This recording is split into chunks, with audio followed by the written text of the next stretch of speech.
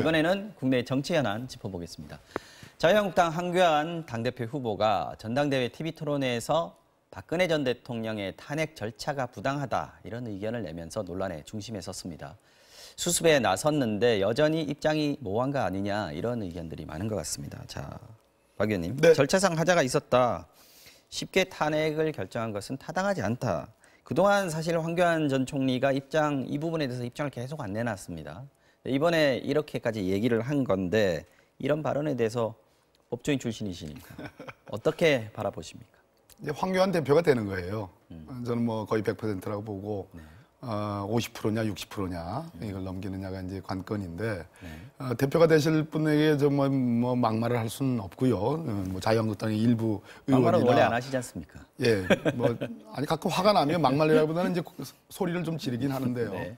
자, 그런데 문제는 뭐냐면 황교안 전 총리의 어떤 입장이 굉장히 지금 난처합니다. 무슨 얘기냐니?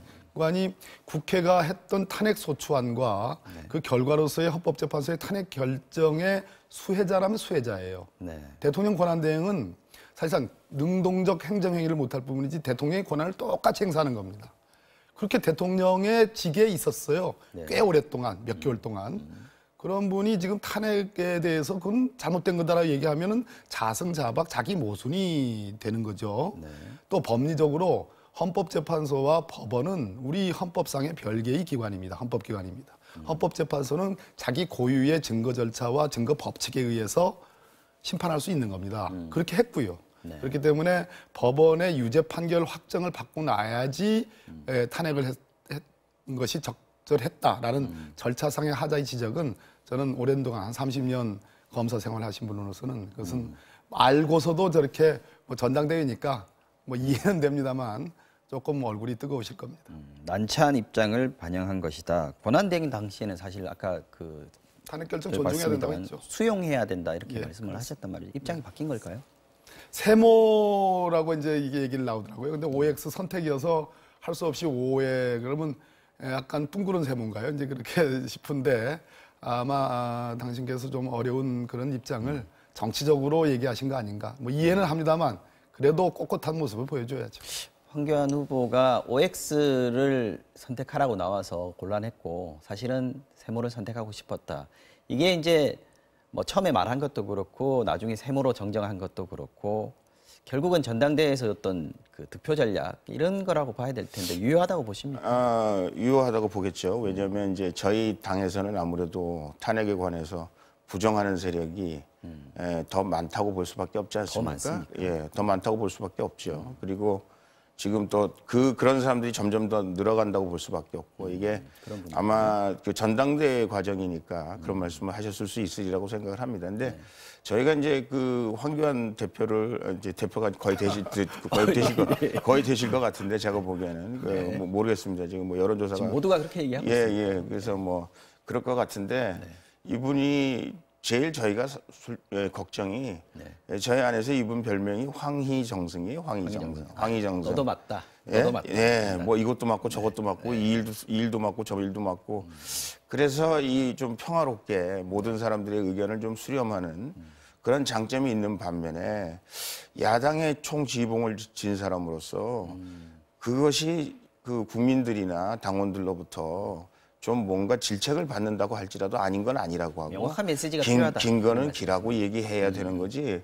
저렇게 말씀하셨다가 막 또 여당에서 뭐라고 얘기하니까 또 세모라고 얘기하고 또 뭐 어디 또 다른 자리에 가서는 또 뭐 동그라미라고 얘기하고 X라고 얘기하고 이런 식으로 얘기한다는 평가를 좀 받고 있어서 제가 뭐 전당대회에 전혀 한 표밖에 없는 사람입니다만은 그런 의미에서 좀 걱정이 된다 이런 말씀을 아니 드릴 수가 없네요. 네, 좀 걱정된다 말씀이신데 지금 자유한국당 걱정하고 있는 게 사실 지금 급격하게 우경화되고 있다 이런 지금 비판을 지금 받고 있단 말이죠. 전당대회 과정에서 전당대 분위기도 그렇고 5.18 발언 논란도 그렇고요.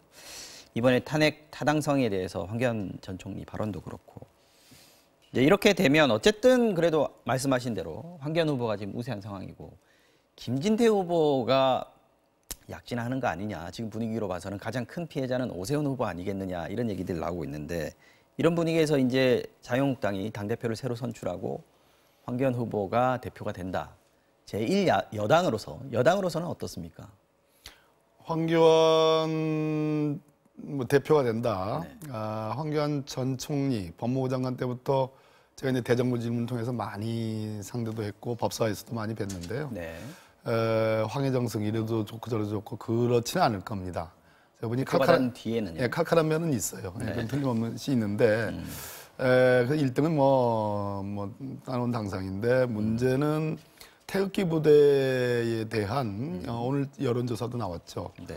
국민의 60% 이상이 자유한국당과 결별해야 된다라는 얘기는 민주당의 지지 플러스 약 20% 이상의 중도 세력, 중도 국민들이 자유한국당이 우경화되는 걸 반대한다는 얘기거든요. 그런데 그럼에도 불구하고 자유한국당을 지지하는 세력들의 다수는 태극기 부대를 포용해야 된다 이런 취지고 그 망언 5.18에 대해 망언을 한 그 세 분의 의원들에 대한 징계도 반대하는 여론이 더 높아요. 자유한국당 지지하는 분들 중에는. 네네. 그런 측면에서 자유한국당이 급격히 극단적으로 우경화가 될 수밖에 없는 그런 구조를 갖고 있는데 그 핵심은 저는 박근혜 전 대통령이라고 보는 겁니다. 박근혜 전 대통령의 아직 재판도 확정이 안 됐지만 어떻든 최종적으로 석방, 특별 사면과 같은 그러한 어떤 석방이라는 아주 고도의 그런 노림수가 있기 때문에 그것이 전당대회 이후에도 자유한국당 내부에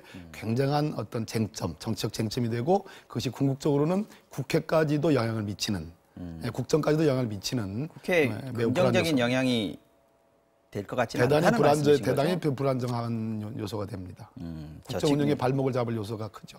한국당 전당대회 지금 흥행이 원래 이제 전당대회 하면 컨벤션 효과가 확 올라와서 지지율도 좀 올라가고 국민들 관심도 많이 끌고 해야 되는데 지금 국민들 관심은 굉장히 높습니다. 그건 맞는 것 같고요. 그런데 지지율 보면 좀 떨어지고 있단 말이에요, 오히려. 이런 분위기, 전당대회가 지금 제대로 가고 있다 이렇게 보시는지. 이제 당원들이 제일 걱정하는 것이요. 이제 세 분이 이제 너무 많이 다르다는 거거든요. 그래서 이제 제일 걱정이 이 전당대회가 끝나고 난 다음에 당선된 분이 이 세 분들이 얘기했던 얘기를 잘 아우를 수 있을까 하는 걱정이 있는 거죠. 그게 아울러서 하나의 축제로 모든 것을 다 수렴하는 그런 대표가 된다 그러면 이번 전당대회가 굉장히 좋은 전당대회가 되리라고 생각하는데 지금으로 봐서는 오히려 이른바 오세훈, 이른바 김진태, 황교안 이분들이 결국은 다 따로 놀게 되는 그런 전당대회가 되지 않을까라는 끝나고 나서 후유증이 나타날 것이다. 지금 이제 물론 후보자들끼리는 뭐 그런 것이 좀 그렇게까지 심하진 않습니다만은 후보자를 지지하는 사람들 사이에서는 상당히 그 앙금이 많이 생기고 있거든요. 그래서 그 앙금을 전당대회 이후에 어떻게 그것을 해소할 것인가. 아까 이제 그 태극기 말씀을 하셨는데 태극기 문제도 저희 당에서는 굉장히 심각한 문제거든요. 지금 국민 전체 60%가 그거 태극기는 결별해야 된다 이렇게 얘기하는데 한국당에서 결별해야 된다 이렇게 얘기하고 있지 않습니까?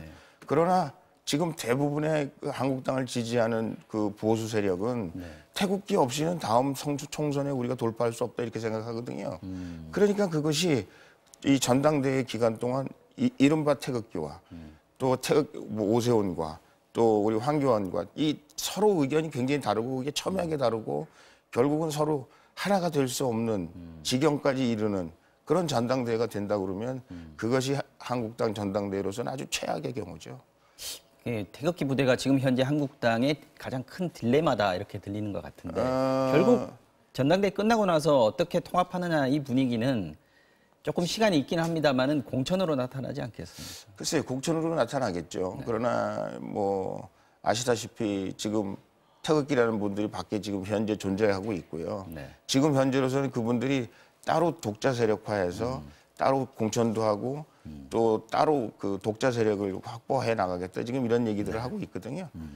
그랬을 경우에 과연 물론 수도권이나 이런 데서는 당이 더 어려워질런지 모르겠습니다만은 이제 TK나 이런 데서는 굉장히 괄목상대할 만큼 그 태극기 세력들이 많이 그 역할을 하고 있고 커지고 있기 때문에 이 저희로서는 사실 굉장히 큰 걱정거리일 수밖에 없죠. 네, 알겠습니다. 이 정도 하고요. 네, 솔직하신 말씀. 자, 한 5분 정도 시간이 남았습니다. 지금 국회 밖에서 지금 여러 가지 얘기들 가지고 난타전을 벌이고 있는데 그중에서 환경부 산하기관 임원 사퇴 강압 의혹이라고 불리는 사건에 대해서 한번 알아보겠습니다. 홍 의원님, 자유한국당의 경우에는 초대형 블랙리스트다 이렇게 네. 얘기를 하고 있습니다. 그 네. 이유가 뭡니까?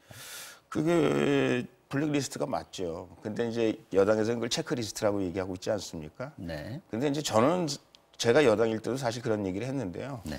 그 대통령이 바뀌면 그 워싱턴에 네. 5천 명의 주민이 바뀝니다. 그건 뭐냐면 그 행정부를 이끌어갈 사람들이 다 거기 모여서 그 대통령과 뜻을 같이 하고 나라가 그 방향으로 나갔으면 좋겠다는 사람들이 같이 일하게 되는 거죠. 그건 자연스럽고 당연한 거라고 다 보시죠? 자연스럽고 당연한 거죠. 그런데 죄송합니다만은 저 당께서 옛날에 물론 저 민주당께서 죄송합니다. 제가 그 뭐 폄하하려고 말씀드린 거예요. 예, 저 민주당에서 블랙리스트라고 해서 물론 뭐 좀 성질은 다르다고 볼 수 있어요. 뭐 저도 보기에 성질은 다르다고 볼 수 있습니다. 그러나 그게 문제였다면 이것도 더 큰 문제죠. 김태호라는 사람이 맨 처음에 얘기할 때 그런 거 없다고 거짓말했잖아요. 그죠? 그럼 왜 거짓말을 했을까요? 김태호가 얘기하고 난 다음에 그게 있다고 얘기했잖아요. 그죠? 그리고 아시다시피 그 이사장 저기 그 환경부 장관 그거 하는데 17명 중에서 1등서부터 5등까지는 다 덜어내고 다시 거기 옛날에 노무현 정권 때 무슨 민정수석실 뭐 사회수석실 뭐 그런 사람을 선정했잖아요. 저는 그것이 나쁜 일이라고 생각하지 않아요. 그런데 전에 그걸 블랙리스트라고 얘기했으면 이거는 더한 블랙리스트죠. 이렇게 하면 안 되는 거죠. 왜 남아 하는 거는 블랙리스트라고 얘기하고 본인들 하는 건 블랙리스트 아니라고 얘기합니까? 그건 말이 안 되는 거 아니겠어요? 그런데 더 중요한 거는요. 지금 우리 박범계 의원님께서는 제 얘기에 동의 안 하시겠습니다만은 지금 대한민국 곳곳에서 이런 일들이 벌어지고 있는 거죠. 이거 하나만 터진 거죠. 사실은 저희가 듣고 제보받고 하는 일들은 한두 가지가 아니죠. 네. 다 리스트에 의해서 지금 돼가고 있는. 시간 얼마 안 남았죠? 예. 네. 이만치면 주셔야 되는데 좀 말을 빨리 해야 되겠어요. 천천히 하셔도 됩니다. 합법적인 천천히 해도 돼요. 합법적인 체크리스트다라는 것이 이제 저희 당과 청와대 입장이에요. 지금 홍문종 의원님이 정확하게 말씀하셨습니다. 왜냐하면 집권하고 실질적으로 권력을 운영해본 경험이 있기 때문에 아시는 거예요. 이 그 환경관리공단은 공기업입니다. 공공기관이긴 하지만 우리 헌법상의 직업공무원 제도가 적용되는 소위 공무원이 아닙니다. 예, 그래서 역대 정권마다 아까 미국 예를 들으셨어요. 5천 명이 바뀐다고 그랬죠. 우리나라도 정권이 바뀌면 공기업의 임원들을 대폭 교체합니다. 그것은 이명박 정부 때도 그랬고 노무현 문재인 참여정부 때도 그랬고 박근혜 정부 때도 그랬습니다. 자, 이런 측면이 있고요. 두 번째는 박근혜 정부 때의 문학의 블랙리스트는 민간에 대해서 한 겁니다. 그리고 고도로 계획을 갖고 조직적으로 치밀하게 한 거예요. 차이점에 대해서 얘기하시는 거죠? 인사가 지금 그 문제가 아니고 아주 첫째는 가장 예산에 관한 문제였고요. 다 공기업과 관련해서는 경영의 효율성이라든지 또 정부와의 여러 가지 뭐 그걸 코드라고 말씀하시는데 일종의 집권 세력과의 어떤 지향을 같이 하는 가치를 같이 하는 그런 측면이 공기업은 굉장히 중요한 측면이 있는 겁니다. 그래서 민간 기업하고는 다른 거예요. 그런 측면에서 장관이 그 환경관리공단의 상임감사의 어떤 그 감독권을 행사하는 차원에서의 개입을 할 수 있는 거예요. 당연히. 또 대통령의 임명권을 갖고 있기 때문에 청와대 인사수석실에서 거기에 관여할 수가 있는 겁니다. 이 두 가지 방향은 전혀 무리가 없는 거예요. 과거 정부가 다 했던 일들이고 훨씬 규모도 컸고요. 아직까지 제가 알기로는 박근혜 정부에서 임명한 공기업 수장들이 꽤 있습니다. 있습니다. 임기를 넘어서까지도 지속하신 분들이 꽤 있어요. 그런 측면에서 이것을 검찰이 수사를 하고 있는데요. 그 수사의 핵심이 홍 의원님하고는 포인트가 좀 다르죠. 홍 의원님은 왜 거짓말을 했느냐 이제 이런 포인트고 그래도 이해를 하시는 거예요. 그 인사에 관해서는. 근데 그 뭐 거짓말인지 아닌지는 더 따져봐야 될 문제인데 검찰이 이 부분을 박근혜 정부에서 국정농단의 일환으로 했던 심지어 문체부의 직업공무원 제도가 적용되는 신분보장에 적용되는 공무원들을 덜어냈지 않습니까? 예? 파냈지 않습니까?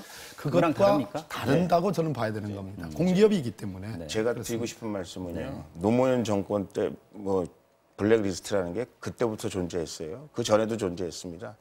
그리고 그것이 불거져가지고 박근혜 대통령을 문제 삼기 위해서 블랙리스트라는 걸 확대 재생산한 것뿐이죠. 그러니까 그 전에 코드 인사라고 얘기했던 것이 지금의 계속 있었고요.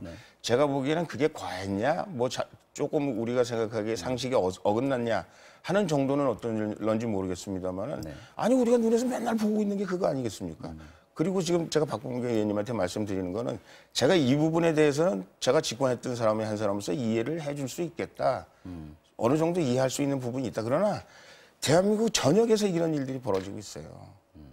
그리고 이 여당 귀에는 안 들리는지 모르지만 저희 귀에는 매일 아우성으로 들려요. 이 블랙리스트 때문에 살 수가 없다. 출연할 수가 없다. 말할 수가 없다. 마지막으로 하나만 하죠. 그 조윤선 장관이나 김기춘 비서실장, 전 비서실장 같은 경우에는 지금 법적인 처벌을 받았지 않습니까? 이거랑 지금 자유한국당에서 블랙리스트 초특급이라고 얘기하는 이거랑은 어떤 게 다른 건지만 간단하게 하고 끝을 내죠. 네. 민간과 공공 영역이 다른 거죠. 그러니까 민간이냐 공공이냐. 그렇습니다. 문학의 블랙리스트 인사들은 다 영화계 인사들이고 문화예술계 인사들입니다. 정부가 아무런 인사권을 갖고 있지 않아요. 그런데 지금 문제되는 공기업의 수장이나 임원, 감사 등등은 다 대통령이 임명권을 갖고 있습니다. 청와대가 개입 안 할 수가 없는 것이고 장관이 개입 안 할 수가 없는 거예요. 네. 또 장관은 합법적으로 감독권이 있습니다. 지휘 감독권이. 그런 차원에서 시행이 된 거예요. 예. 어쨌든 이 얘기는 조금 더 논란이 지속될 것 같고요. 오늘은 정치 와호장룡은 여기까지만 하겠습니다. 박범계 의원 그리고 홍문정 의원 두 분 말씀 고맙습니다. 네, 감사합니다.